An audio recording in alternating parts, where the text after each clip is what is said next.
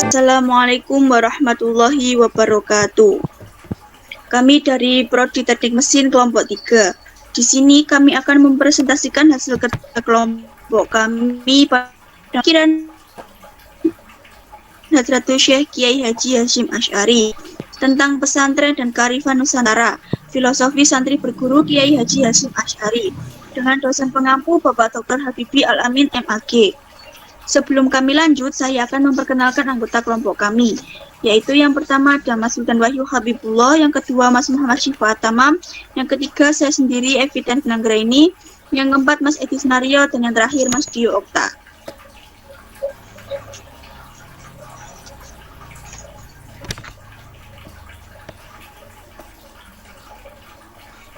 Menjelaskan Kiai Hasyim Asy'ari.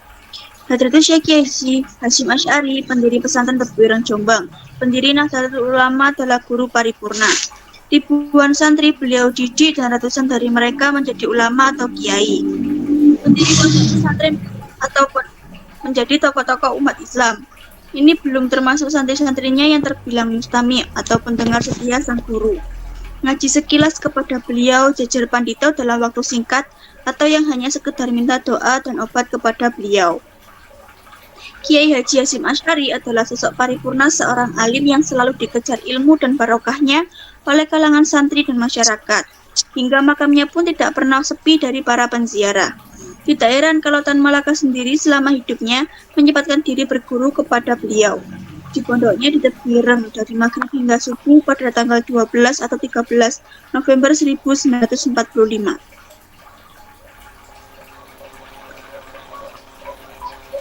Pada materi ini kami ada dua pokok pembahasan. Yang pertama, kita membahas tentang pelajaran tentang pesantren kearifan Nusantara, dan yang kedua, filosofi santri berguru Kiai Haji Hasyim Asy'ari.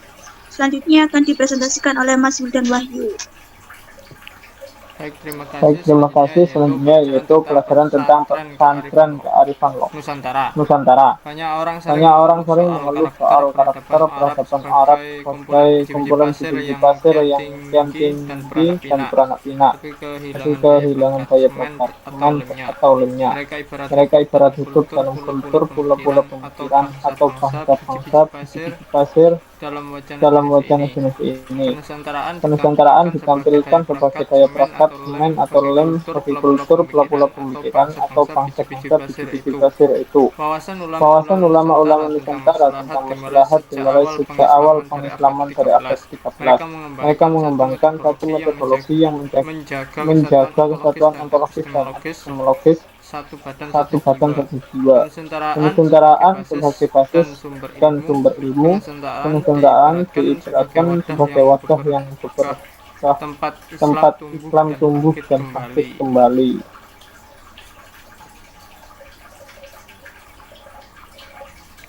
Wawasan kemaslahatan Nusantara ini muncul ketika keislaman dihadirkan untuk memperkuat kenusantaraan kita. Meskipun ada yang bukan muslim, di tangan para wali dan ulama kita, Islam hadir memperkuat dinamisme dan potensi kekuatan kultural, peradaban, dan kebudayaan kita.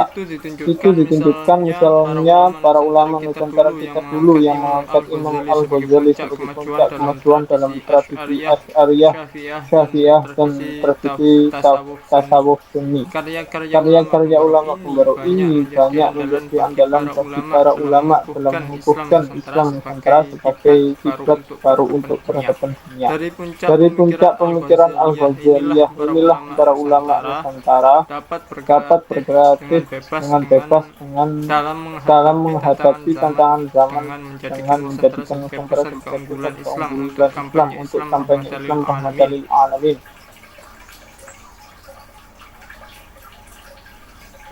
Ada seorang ulama dari keturunan Arab bernama Syekh Ahmad bin Hasba dari abad 17. Beliau memberikan pandangan fikih tentang tentang kasus-kasus kasus-kasus hukum hukum yang yang dialami dialami kalangan muslim-muslimah di sana. muslimah di sana. Banyak kasus hukum melibatkan perempuan muslimah dan pandangannya di pengadilan lebih menguntungkan perempuan.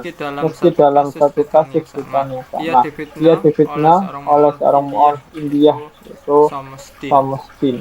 Selanjutnya, Selanjutnya, monggo Mas monggo Siva. Mas Siva. Oke, saya lanjutkan. Dengan cara ini, Syekh Ahmad membela keadilan masyarakat dari dalam sistem yang disebut kafir. Baru setelah itu berbicara tentang merubah sistem kolonial yang kafir itu kalau terbukti sudah mengganggu atau merusak pencapaian keadilan masyarakat itu.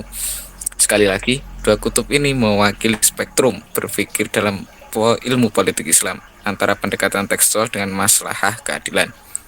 Perhatikan kalimat-kalimat yang dipakai Sang Kiai Fakikun fi masolihi al-kholqi. Ini dengan artinya, apa tujuan kita membuat pesantren, apa sumbangan kita bagi desa, bagi warga desa seluruhnya, dan bagi hidup ini pada umumnya. Utamakan keamanan desa. Kalau sudah aman, tunggu saja, tak lama lagi masjid akan tumbuh sendiri. Yang dipentingkan oleh Kiai Kudori dari kasus rebutan dana desa ini adalah membangun ketentraman, suasana guyub dan rukun antar sesama warga. Sebagaimana agama Islam mengajarkan ketentraman dan perdamaian umat manusia, Islam datang untuk menjaga ketentraman, untuk kedamaian. Tidak ada gunanya masjid Mekah tetapi masyarakatnya saling berseteru. Kalau masyarakat guyub dan rukun, masjid bakal berdiri dengan sendirinya.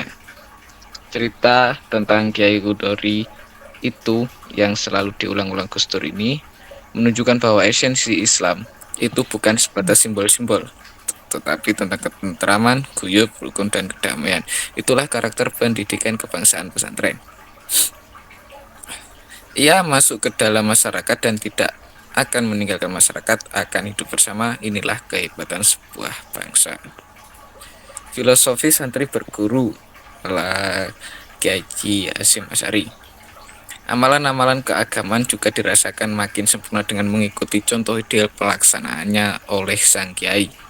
Intinya, makin banyak melihat sang guru, artinya berinteraksi secara rapat dengannya dan tidak menjauh, akan makin sempurna pelaksanaan ibadah tersebut. Sang kiai menjadi cermin di mana sang santri mengamati karakter idealnya, dan watak alim adalah tipikal cerminan ideal tersebut. Derek kiai atau guru tomato adalah satu cara pesantren membentuk kepribadian kaum santri. Karena praktik latihan dan proses berguru itu dilakukan dengan secara duduk di dalam kelas dengan jadwal-jadwal pasti, proses bermasyarakat dan menjalani hidup ini merupakan inti dari pemahaman keagamaan kalangan pesantren yang mengamalkan ajaran Ahlus Sunnah wal Jamaah. Semua dilakukan secara bersamaan dalam proses tersebut. Monggo Mas Edi.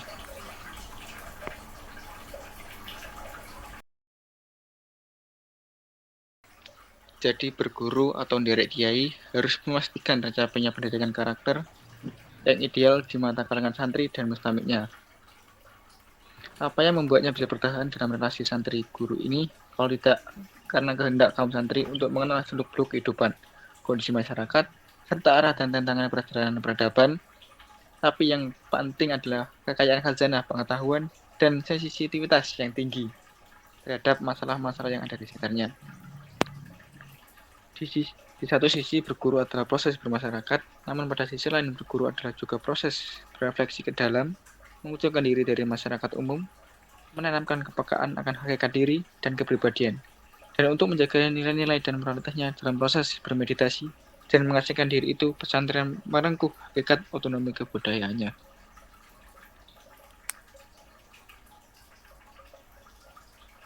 Dengan kata lain, berguru mengerahkan sang santri bukan hanya total kepada sang kiai, tapi juga mengerahkan segenap raga dan jiwa yang dimilikinya. Pengembaraan spiritual itulah yang dikeluhkan seorang guru, kiai, ulama yang menggelar pendidikan dalam sebuah komunitas.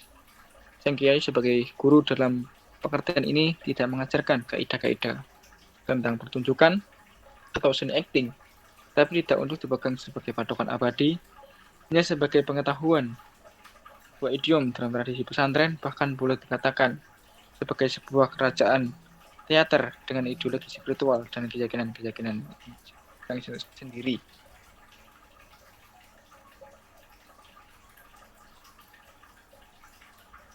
Filosofi dasar dari konstruk sang sutradara kiai ulama ini adalah bertolak dari yang ada.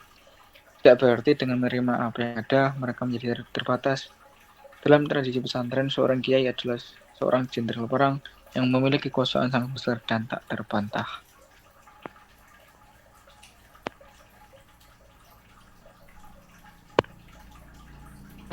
Seorang kiai adalah seorang pemimpin yang mampu menciptakan teladan atau uswah dalam diri masyarakatnya, yang memberikan pengalaman spiritual, tapi juga sebuah spiritual. Sebuah upaya untuk mencari jati diri manusia, untuk menjadi manusia yang paripurna. Ia merupakan kesempatan untuk nyantrik, untuk menemukan diri, dan juga berkesempatan untuk menerima bakti pada guru dan komunitas. Berguru adalah sebuah pendidikan jiwa bagi para santri untuk mengasah kepekaan, memperhalus budi pekerti dalam berperilaku dan berpengetahuan, dan dalam bersikap terhadap berbagai aspek kehidupan.